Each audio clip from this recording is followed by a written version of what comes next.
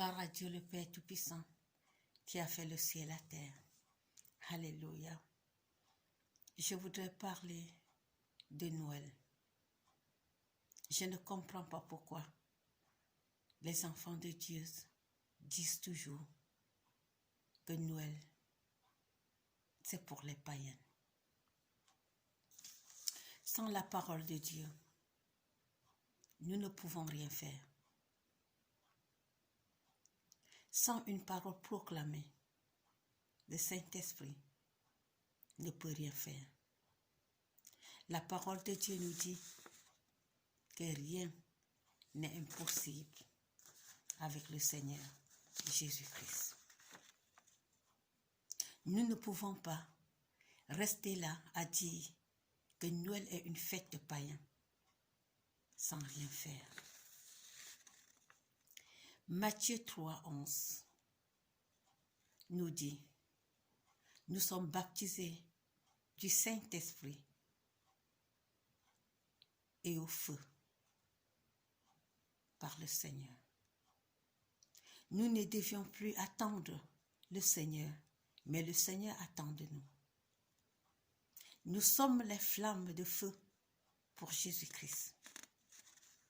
Nous sommes les représentants de Jésus-Christ de Nazareth. Je déclare Noël depuis quelques années, plus comme fête de païens, mais comme fête chrétienne. Et le Saint-Esprit se manifeste. Et j'aimerais vous donner quelques témoignages de Noël.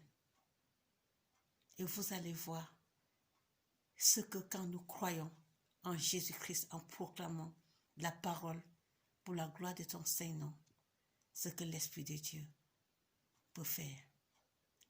L'Esprit Saint est réel et il se manifeste quand nous l'appelons. Je vais vous raconter quelques témoignages de Noël, 2 ou 3, pour ne pas trop mettre long. Le premier témoignage, ça fait un peu long. C'était une dame que j'avais rencontrée dans un camp des jeux des enfants. Ici, particulièrement, on appelle Spielplatz, là où on amène des enfants de l'âge de 0 âge jusqu'à 14 ans. Alors, j'avais rencontré cette jeune dame-là. À l'époque, elle avait 18 ans et elle avait un enfant.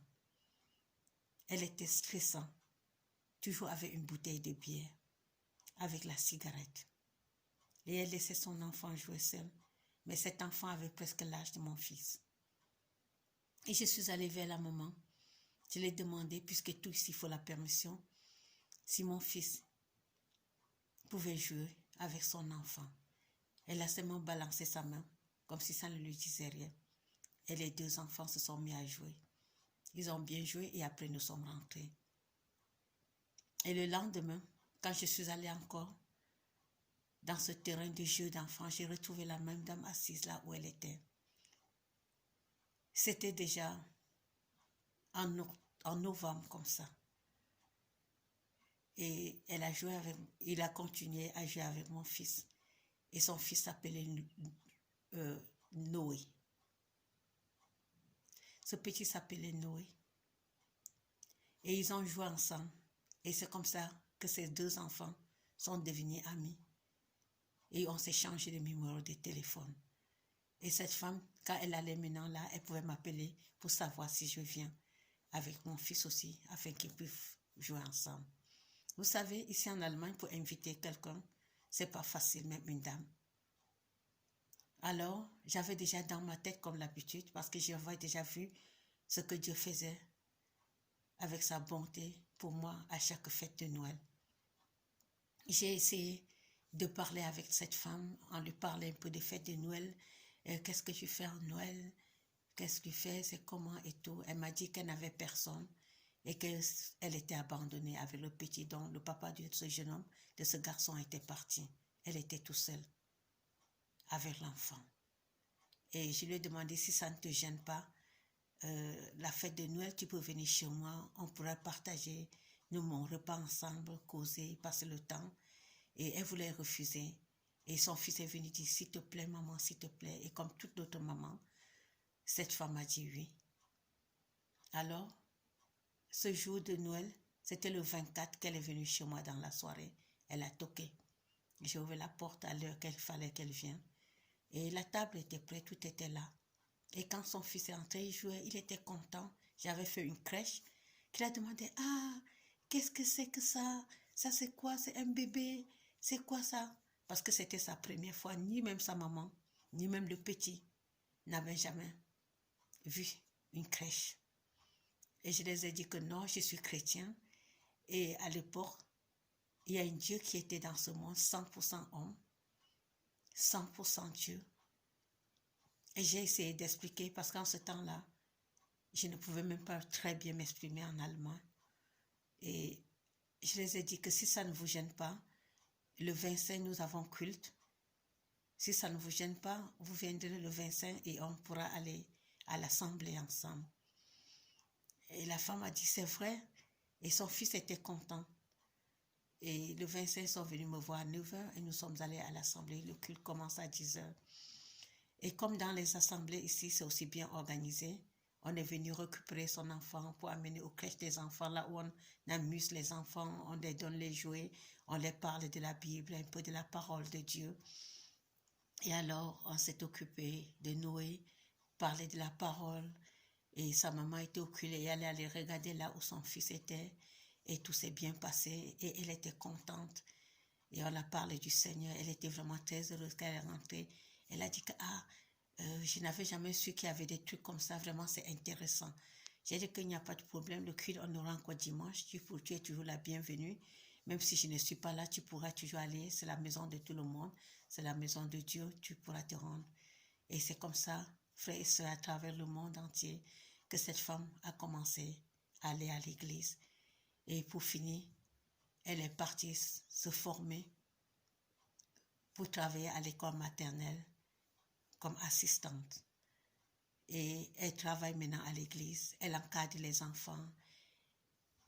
Elle est à l'église. Elle a donné sa vie à l'Éternel. Et elle est heureuse. Elle a trouvé un chrétien avec qui ils se sont mariés. Et ils sont vraiment un couple très heureux aujourd'hui. Et elle sait le Seigneur. Et mon deuxième témoignage, c'est une dame que j'ai rencontrée. Cette femme, avec des problèmes avec son papa parce que son papa buvait beaucoup. Et c'est toujours pendant les fêtes de Noël que je l'ai invitée à la maison. Son papa tapait trop sur sa maman. Et pour finir, sa mère est tombée malade. Elle est morte. Et après sa mort, comme ils avaient une grande maison, cette fille ne voulait plus rien savoir de son père. Son père lui a supplié qu'il fallait qu'elle s'occupe d'elle. Elle a dit que non, elle ne voulait pas, cette dame. Et les gens de social sont venus prendre son papa pour amener au centre là où on amène des vieux. Et son père était là-bas 1 an, 2 ans, plus de 5 ans. Cette fille était triste. Elle n'avait jamais rendu visite à son père. Même les lettres que son papa l'envoyait pour demander pardon, cette femme ne répondait jamais.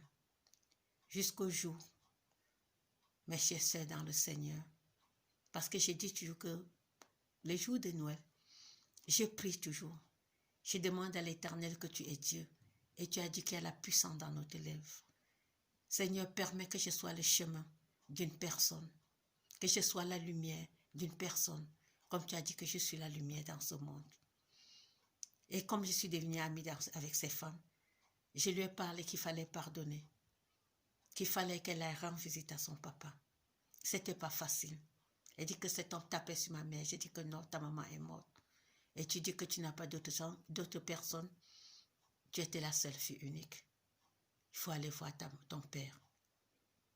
Et c'est comme ça, 1 an après les jours de Noël, elle m'a dit que d'accord, si c'est comme ça, tu iras m'accompagner. Je lui ai dit qu'il n'y a pas de problème. Et 1 an après, c'était le 24. Elle m'a demandé, on peut aller comme c'est Noël. J'ai dit qu'il n'y a pas de problème, je peux t'accompagner. Et j'ai demandé ce que son père aimait. Elle a demandé, elle m'a dit son père aimait, c'est un chocolat, elle devait aller chercher. Elle a fait un petit paquet pour son papa. Et nous avons voyagé 1 heure pour arriver dans la ville où son père était dans le centre des vieux, là où on s'occupait de lui à la retraite. Et quand son frère, la fille a demandé, et puis on dit, c'est pas possible, tu es la fille, ah enfin, tellement ton père pleure, il nous parlait de toi. Et nous sommes allés voir son papa. Quand son père s'est mis, il a tellement pleuré que sa fille n'a pas résisté. Il est tombé entre ses mains. Ils se sont embrassés, ils ont pleuré. Et puis son père a pleuré à chaudes larmes en demandant pardon à sa fille, qui ne savait pas ce qu'il arrivait. Qu'elle est tellement qu'il ne saurait comment, même s'il meurt aujourd'hui, il sera très content, comme sa fille est venue lui rendre visite. Alors, quand c'est à la fin, son papa m'a salué. Il a dit, grâce à la dame là, je lui ai dit que je suis chrétienne. Jésus-Christ est Seigneur. Et nous nous sommes séparés. Ils se sont changés de téléphone et à partir de ce jour, cette fille a commencé encore à appeler son papa. Elle m'a demandé si un jour elle pouvait m'accompagner dans mon culte. Je lui ai dit, il n'y a pas de problème. Que c'est la maison du Seigneur. Et c'est comme ça que nous sommes allés. Et c'est comme ça qu'elle a donné sa vie au Seigneur. Je vous assure, mes frères et sœurs dans le monde, je ne peux pas témoigner combien de personnes à partir de Noël sont entrées dans les eaux de baptême. Et ce que j'ai eu dernièrement, cette année, c'était trop compliqué parce que nous sommes en confinement. Même des gens, selon la loi allemande, ont été limités, ceux qui devaient nous rendre visite. Cette année, je n'ai rien eu, mais je sais que la gloire est à l'Éternel. Alors, l'année passée, je voyais un jeune garçon de 18 ans qui faisait des tours. Il était stressé. J'ai essayé de lui dire bonjour en allemand. Comment tu vas? Et ainsi, nous sommes devenus amis. Et un jour, je l'ai invité. Qu'est-ce que tu fais, toi? Tu connais la fête de Noël? Elle dit, oui, j'entends parler, mais ça ne me dit rien. Moi, je ne crois même pas en Dieu. Je ne crois même en rien. Et tout. Je lui ai demandé si je pouvais l'inviter. Ce petit m'a dit oui. Je lui ai dit que d'accord. Je lui ai donné le numéro et l'adresse de la rue où j'habitais. Et le 24, il est venu. Quand il est arrivé chez moi, il m'a dit que waouh, mais la fête de Noël là, c'est magnifique. Je suis allée me promener à Jungfrau, c'est une des quartiers ici en Allemagne, à Hambourg. Et dit qu'il y avait des lumières partout. C'était tellement beau. Partout, il y avait la lumière. Et je me regardais de ces jolies lumières magnifiques. Et je me suis dit, si la lumière pouvait rester comme ça longtemps, pendant toutes les années, pour qu'il y ait cette lumière. Je lui ai dit que cette lumière, c'est la lumière de l'homme, faite de la main d'homme. Et je lui ai parlé d'une lumière qui ne s'éteint jamais. Une lumière de puissance, une lumière de gloire, du Seigneur Jésus-Christ. Il m'a dit, c'est intéressant. Qu'est-ce que tu veux me dire? Une lumière qui ne s'éteint jamais. Je lui ai dit oui. C'est comme ça qu'on a parlé. J'ai essayé de l'expliquer. Je l'ai invité à l'assemblée. Et c'est comme ça qu'il allait. Et Dieu l'a changé. Aujourd'hui, alors qu'il avait un talent caché en lui, un pianiste, un meilleur des pianistes, il joue pour la gloire de Dieu à l'église. Vous voyez, mes frères et sœurs, à travers le monde, nous ne devons pas toujours voir les païens, les païens, les païens. Nous devons comprendre, comme Dieu lui-même il a dit, que celui qui est en nous est plus puissant que celui qui est dans le monde. Et je ne comprends pas aussi les enfants de Dieu qui disent toujours que la fête de Noël, c'est pour les païens. Quand le diable, l'ennemi va entrer dans l'église, alors que l'église ne s'appartient pas, il n'a même pas de souci. Il s'arrange à entrer. S'il peut détruire l'église de Dieu, il l'essaye. Il y a de cela 2 ans, j'étais invitée parce qu'il y avait une conférence. Il y avait 2 pasteurs, un qui prêchait en anglais et un qui prêchait en français. Et les autres pasteurs en Allemagne, c'était avec les appareils, puisque c'était une église d'afro et il y avait plus des noirs. Et donc quelques blancs qui étaient là, on les avait donné l'appareil qu'ils avaient mis dans l'oreille et on les parlait dans cet appareil en Allemagne. Alors, quand l'adoration et les cantiques sont finis, l'adoration et les louanges sont finis, le pasteur s'est mis à prêcher aux environs 10 minutes. Quand le pasteur a fini, et le pasteur n'a même pas fini, puisque ce n'était que 10 minutes de prêching. Alors, voilà une femme qui entre, belle, jolie, c'était en été, avec une petite robe moulante, des cuisses propres, papa, papa, papa. Et le pasteur, qui prêchait en anglais, s'est mis à regarder à l'entrée parce que la dame entrait. Et le pasteur qui l'interprétait en français attendait, puisqu'ils font tous les mêmes gestes que le pasteur qui parlait en anglais parle. Il ne disait plus rien. Il a regardé les yeux du pasteur. Lui aussi, il a dirigé ses regards vers là où le pasteur regardait. Lui, il est resté aussi avec la bouche ouverte. Et c'est comme ça qu'il a tiré l'assemblée. Là, lui, de toute l'assemblée, et tout s'est tourné vers la porte. Et c'est là qu'on a vu cette belle fille qui ne s'est même occupée de personne. Et elle est allée s'asseoir là où c'était libre devant. Et elle a croisé les pieds. Frères et sœurs, regardez ce que l'ennemi est capable de faire dans la maison de Dieu. La distraction. Pour que le temps que nous pouvons dire un amen puissant, on échoue. Parce qu'une dame, conduite par la puissance du démon, d'Isabelle est entrée dans la salle, là où on prêche l'évangile de Dieu. Vous voyez ce que le diable est capable de faire. Et alors, pourquoi pas les chrétiens? Jusqu'à quand nous allons toujours rentrer en arrière? Alors que la parole de Dieu dit que celui qui est en nous est plus puissant que celui qui est dans le monde. Et ce que j'ai remarqué aussi, à la fête de Noël, j'ai trouvé quelque chose dans cette fête aussi. Parce que j'ai été aussi plusieurs fois invitée par des amis aussi, païens et chrétiens. Et dès que je suis arrivée chez eux les jours, parfois c'est le 25 ou le 26 décembre, je trouve dans cette maison qu'il y a la paix, qui sont en joie et qu'il y a de l'amour. L'amour vient de qui? La paix, la joie, si ce n'est pas du Saint-Esprit. N'est-ce pas la parole de Dieu nous dit que l'ennemi est venu dérober, détruire et tuer. Est-ce qu'il a l'amour en lui? Il n'a pas l'amour en lui. Il a la paix en lui. Il n'y a pas la paix en lui. Il a la joie en lui. Il n'y a pas la joie en lui.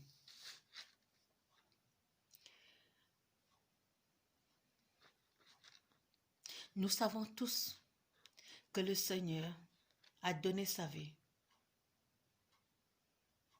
pour que nous récupérions tout ce que l'ennemi nous a volé. Dieu peut transformer tout pour une source de bénédiction. Nous devions attaquer. Nous pouvons transformer Noël véritablement en Noël chrétien. C'est Jésus qui est Seigneur. Personne ne peut se qualifier de lui-même. Le Seigneur a dit de lui-même qu'il y a plusieurs qui viendront en son nom. Regardez les églises de Dieu. Combien de faux pasteurs? Les églises poussent comme des champignons. Est-ce que tous ces hommes-là qui disent qu'ils sont des hommes de Dieu, est-ce que c'est des appelés? Non. Beaucoup de faux pasteurs. Le Seigneur nous a dit, dans Matthieu 28, 19, allez et faites des nations, des disciples, et baptisez-les au nom du Père et du Fils et du Saint-Esprit. Mais le Seigneur n'a pas dit, allez et faites dans toutes les nations des églises, multipliez les églises plus que des champignons. C'est pas ce que le Seigneur a dit.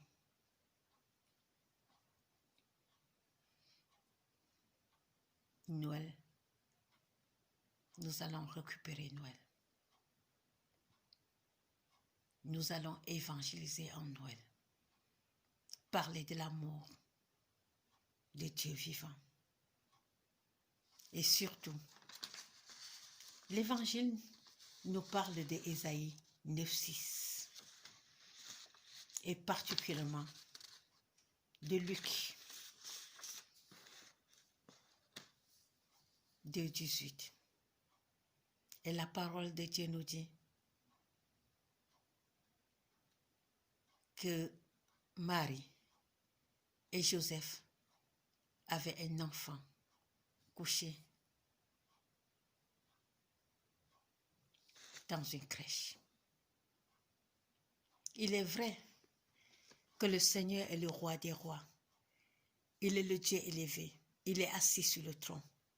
Mais les enfants des enfants, de nos enfants, doivent apprendre la nouvelle. Nous devions dire la vérité aux enfants en leur disant que Jésus-Christ était 100% homme, 100% Dieu, et que le roi des rois, le Seigneur des seigneurs était dans ce monde. Il était enfant. C'est pour ça que la Bible nous parle de Marie, où le Saint-Esprit a couvert et qu'elle devienne enceinte. Jésus-Christ était dans ce monde. Il était enfant et il a grandi. Et nous tous, nous connaissons l'âge qu'il a eu pendant qu'il a commencé son ministère, à l'âge de 30 ans, et à l'âge qu'il est mort pour nous, et ressuscité, et il est assis aux cieux, à la droite de son papa. Et c'est lui le seul juge du ciel et de la terre. Tout ce que nous devions faire pour Noël, c'est de dire la vérité à nos enfants. Parler de ce Papa Noël. Nous savons tous que Papa Noël n'existe même pas, que c'est un truc, un papa avec sa barbe blanche et son chapeau rouge blanc. C'est pas là où on l'a inventé avec son gros ventre, comme s'il avait bu des tonnes de fût d'eau d'haricots noirs. Cet homme n'existe pas.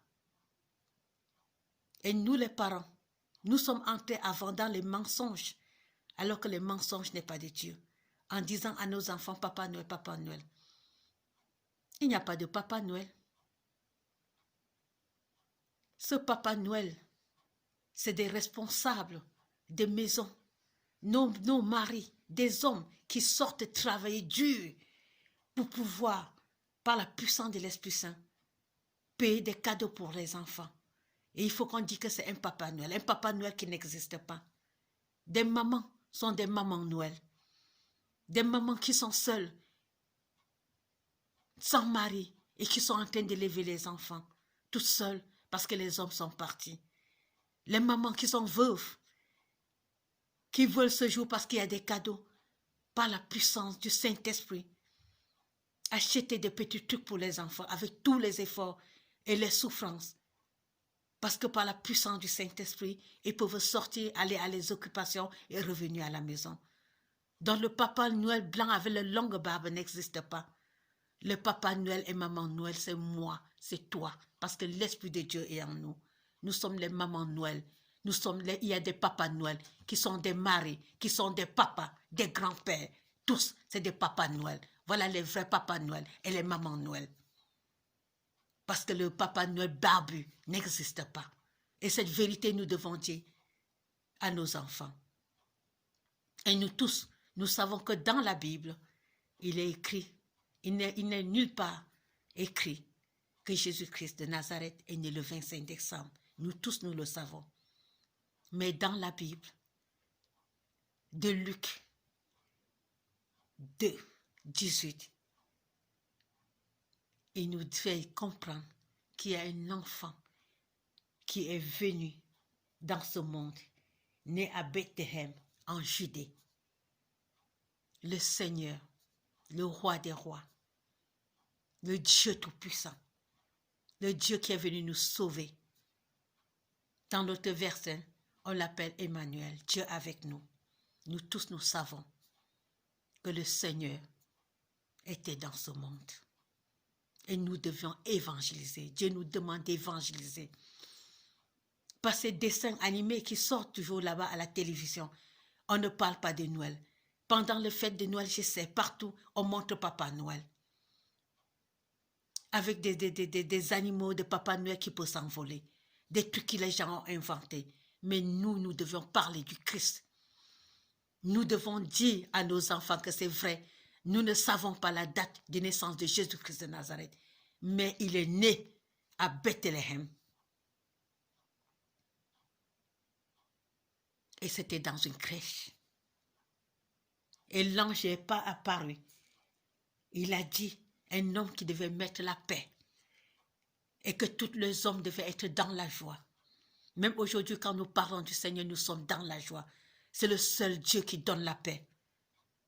Donc nous ne devions pas tous donner aux païens en disant toujours que Noël c'est pour les païens. Non, nous devons évangéliser. Nous devons dire à tous que Jésus-Christ est Seigneur. Nous devons dire, si ce n'est même pas le 25, ce jour, nous devons dire à tous, selon la parole de Luc 2, 18, ce qui est écrit. Pour la gloire du Père qui a fait le ciel et la terre. Afin que tous sachent que Jésus-Christ était dans ce monde comme enfant. Il a pris notre chair, la chair de sa maman, pour venir prendre toutes nos iniquités. Les païens peuvent fêter ce qu'ils fêtent. Ils peuvent fêter Papa Noël. Pour nous, Papa Noël n'existe pas. Ni cet animal ou ces animaux qui s'envolent, ça n'existe pas. Nous devons fêter pour la gloire de Dieu de gloire, parce que c'est Dieu qui est Dieu. Évangélisation, parler à nos enfants, comment Jésus-Christ est venu dans ce monde, et où il est né, et comment. Il nous est dit d'évangéliser, et la parole est écrite dans Luc 18. Nous devons évangéliser. Nous devons parler aux enfants, des enfants de nos enfants, aux enfants païens, en les expliquant exactement ce que c'est que cet évangile de Luc. Au nom de Jésus. Amen.